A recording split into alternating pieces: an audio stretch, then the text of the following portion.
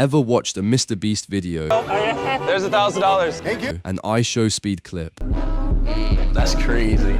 Or a Marques Brownlee review Speakers, the antenna line, and thought, wow, they're so confident, I could never do that without looking dumb. Here's the thing, even these creators had their cringe moments. Before going viral, before millions of subscribers, before the perfect takes, they made mistakes, awkward moves, or silly videos that probably felt embarrassing at the time.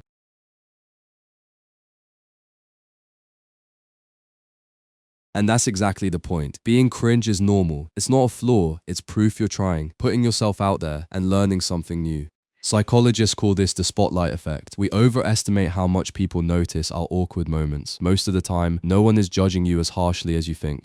People are busy scrolling, watching, or thinking about themselves. That TikTok dance that didn't go well, that joke that fell flat, or that awkward moment on camera. It probably looked way better to everyone else than it did in your head. By the end of this video, you'll see why being cringe isn't something to hide. It's something to embrace. So what does cringe actually mean? Simply put, it's feeling awkward, embarrassed, or self-conscious, usually in front of other people. But here's the twist, your cringe isn't nearly as obvious to others as it is to you. Psychologists call this the spotlight effect. It means we overestimate how much people notice our mistakes, our awkward moments, or the silly things we do. We feel like everyone is watching, judging, and laughing, when in reality, most people are focused on their own lives. Being cringe often happens when you try something new or step outside your comfort zone. Posting that first video, speaking up in class, performing in front of friends. All of these can feel embarrassing, but feeling cringe is a sign that you're pushing yourself to grow. Even studies in social psychology show that people who embrace small failures or awkward moments are more likely to develop confidence and resilience. They take more risks, try new things, and learn faster because they aren't afraid of looking awkward along the way. Why do we fear being cringe so much? The answer comes down to social pressure and perfectionism. From a young age, we're taught to fit in, avoid mistakes, and look a certain way in front of others. That fear of judgment becomes automatic. We worry about what our friends, classmates, or followers think. Will they laugh? Will they judge me? Will this make me look dumb? These thoughts create a mental spotlight, making every small action feel magnified. Another reason is perfectionism. Social media makes it worse.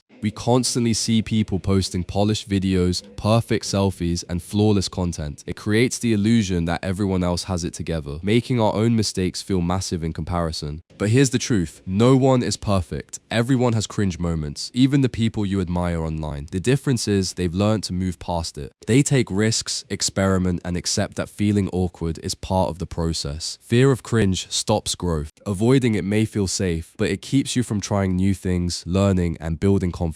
The first step to overcoming it, recognizing why it scares you. Once you understand it, you can start to embrace it. Here's the thing, being cringe often means you're growing. Every awkward moment, every embarrassing attempt, every failed video or post is a sign that you're trying something new. Growth doesn't happen when everything feels safe and comfortable. It happens when you step outside your comfort zone. Think about the creators you watch online, Mr. Beast, iShowSpeed, Marques Brownlee. They didn't start perfect. Mr. Beast made small, awkward videos in his bedroom long before he was giving away cars and houses. iShowSpeed's early clips were messy, loud, and sometimes ridiculous, but that's how he built confidence and found his style. Marques Brownlee started making tech videos as a teenager with simple equipment. Some looked awkward, some were awkwardly edited, but he kept improving. Psychology research supports this. Studies show that people who push through discomfort and accept small failures build resilience and confidence. Feeling cringe means you're experimenting, learning, and putting yourself out there. Without that, you'd never develop new skills or creative ideas. Being cringe is also tied to creativity. Trying something bold or unusual will often feel awkward at first, but the more you practice, the less it feels cringe, and the more unique your style becomes.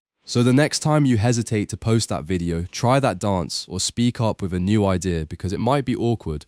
Remember this, the cringe is a sign you're growing. Every awkward step is part of the journey toward improvement, skill, and eventually confidence. Embracing cringe doesn't just make you braver, it makes you better, stronger, and more creative.